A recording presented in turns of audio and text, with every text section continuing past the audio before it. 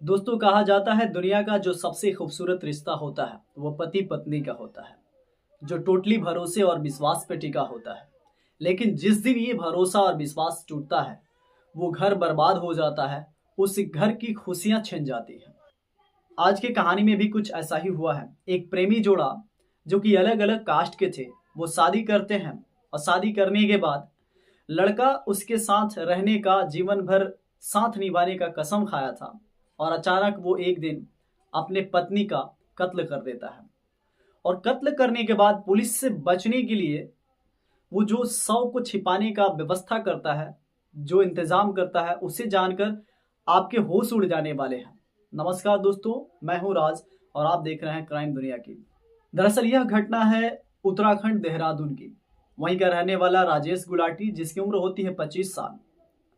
वो जिस लड़की से प्रेम करता था, यानी कि 6 साल पहले जिस लड़की से मिला था, उसका नाम है अनुपमा। अनुपमा की उम्र होती है 23 साल। 10 फरवरी 2019 को ये लोग शादी करने वाले थे। ये किसी तरह से अपने घर वालों को मनाते हैं। दरअसल ये दोनों अलग अलग कास्ट के थे, तो घर वालों को मनाकर 10 फरवरी 1999 को बड़े ही धूमधाम से ये दोनों शादी करते हैं। राजेश गुलाटी एक सॉफ्टवेयर इंजीनियर था। तो शादी करने के बाद वो अनुपमा के साथ सीधा अमेरिका पहुंचता है और वहां जाने के बाद शिफ्ट हो जाता है। अब सॉफ्टवेयर इंजीनियर था, पैसा अच्छे मिलते थे, तो बहुत अच्छा से अपना लाइफ स्टाइल जीता था। 2006 आता है। 2006 जो साल आता है, ये बेहद खुशी वाला साल था इन दोनों के लिए, क्योंकि इसी साल में जो अनुपमा थी वो जुड़वे बच्चों को जन्म देती है, जिसमें एक बेटा और एक बेटी। अब इन लोगों का परिवार पूरा हो चुका था और बहुत अच्छे से ये जिंदगी को बिता रहे थे। इस तरह से दिन बीतने लगते हैं। 2008 आता है और 2008 में जो राजेश होता है वो कहता है कि अब हम लोग को अपने देश चलना चाहिए। और फिर 2008 में वो अपने अनुपमा पत्नी के साथ सीधा दिल्ली पहुंचता है। यहाँ आने के बाद देहरादून छावनी प्रकाश नगर में एक 2 कमरे वाला रूम लेकर किराए पे वहीं पे रहने लगता है। 2008 में यहाँ आता है और 2 साल बीतते हैं, यानी कि 2010 आता है। तो 2010 में अचानक 17 अक्टूबर 2010 को अनुपमा लापता हो जाती है, गुम हो जाती है। अब इस गुमशुदगी का रिपोर्ट जो राजेश है वो जाकर थाने में भी नहीं लिखवाता है, वो दिलचस्पी भी नहीं दिखाता है। लेकिन इधर बच्चे जो थे वो 4 साल के हो गए थे और वो अपने पापा से पूछते हैं कि माँ कहाँ है, माँ से हम लोगों को मिलना है। राजेश गुलाटी किसी तरह से बहाना बनाता और झूठ बोलता कि तुम्हारी माँ रिश्तेदार के घर चली गई है, कुछ दिन बाद आ जाएगी। इधर जो अनुपमा के घर वाले थे, ये कॉल करके पूछते थे कि अनुपमा कहाँ है, उससे बात कराओ। राजेश गुलाटी उनसे भी झूठ बोलता था और कहता था कि उससे मेरी झगड़ा हो गई है और वो थोड़ा मुझसे गुस्सा है, मुझसे बात नहीं करती है। जब उसकी गुस्सा शांत हो जाएगी तो वो बात कर लेगी। घर वाले इस बात को सुनकर चुप हो जाते थे। और इस तरह से करीब 50 दिन बीत जाते हैं। गुम हुए अनुपमा के 50 दिन बीत जाते हैं। घर वाले इधर परेशान, मायके वाले कॉल करते, राजेश झूठ बोलता। इधर बच्चे हर रोज तंग करते कि माँ से मिलाओ, माँ कहाँ है। तो राजेश उनसे भी झूठ बोलता। अब इस बात को लेकर अचानक अनुपमा के मायके से सुजान, जो कि अनुपमा का भाई होता है, वो राजेश के घर पहुंचता है।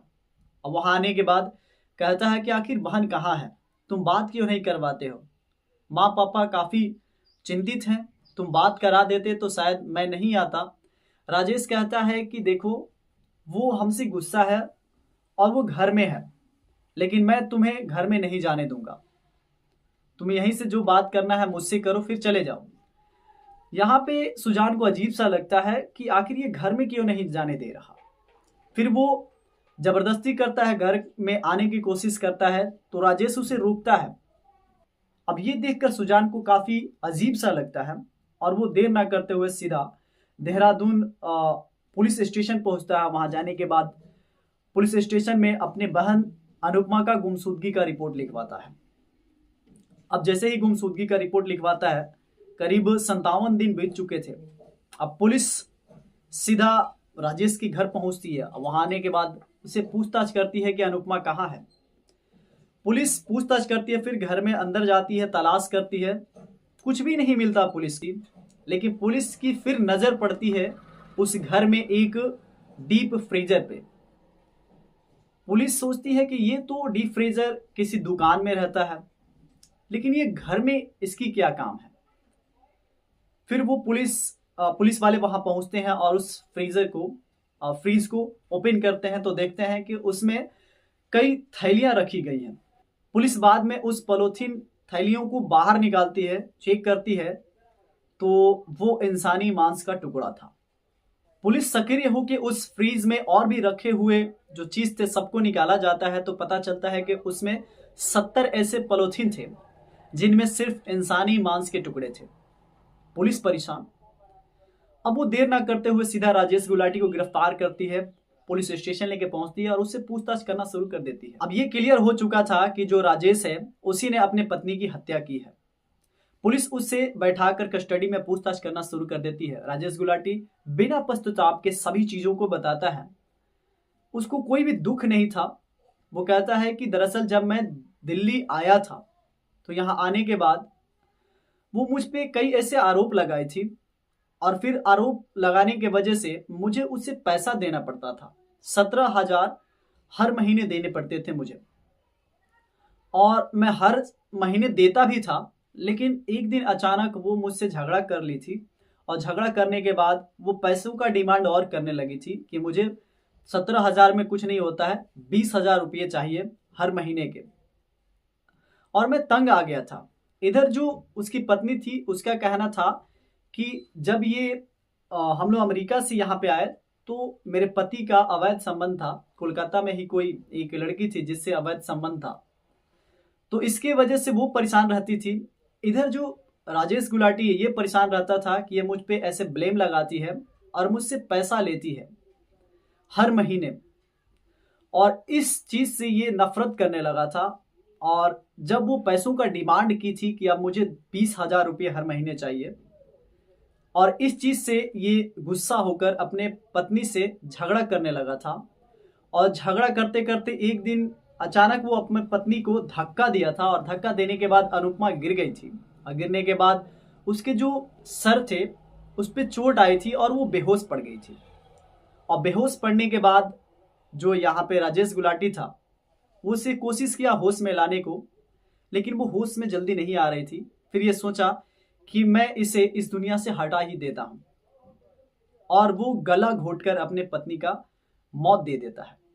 अब वो अपने पत्नी को दुनिया से दूर तो कर देता है, लेकिन वो सोचने लगता है कि अब क्या होगा, अगर मैं इस लाश का ठिकाना ना लगाऊं तो पुलिस मुझे पकड़ लेगी। और इसीलिए वो बाजार जाता है और एक डीप फ्रीजर को खरीदता है, घर पे लेके आता है। फिर ये उस लाश को, यानी अपने बीवी के लाश को ले जाके बाथरूम में उसके अलग अलग टुकड़े, करीब 70 टुकड़े करते हैं, और फिर पन्नी में भर के उस डीप फ्रीजर में डाल देता है ताकि बदबू ना हो और जो आस पड़ोस के लोग हैं उन्हें पता भी ना चले। और ये करीब 10 दिन में ऐसा किया हुआ था, और फिर उस फ्रीज में डाल दिया था, और एक एक करके वो ले जाकर फेंकता भी था। तो बहुत ही शातिर तरीकों से ये सारा काम कर रहा था। ये सभी चीजों को जब ये पुलिस को बताता है तो पुलिस उस जहां पे वो ले जाकर फेंका था कुछ टुकड़ों को, वहां भी पहुंचती है, वहां से भी बरामद करती है उस लाश के टुकड़ों को। और 2017 में कोर्ट की तरफ से आदेश आती है कि राजेश गुलाटी की उम्र कैद हो गई है, और उसके जो 2 बेटे थे, बाकी इसकी जो संपत्ति थी उन बेटा और बेटियों में बांट दी गई। इस कहानी को सुनाने का उद्देश्य आपको अवेयर करना था, जागरूक करना था। आप जहां भी रहें हंसते रहें, मुस्कुराते रहें, अपना ख्याल रखें। मिलते हैं नेक्स्ट वीडियो में एक नए कहानी के साथ। तब तक के लिए जय हिंद, जय भारत।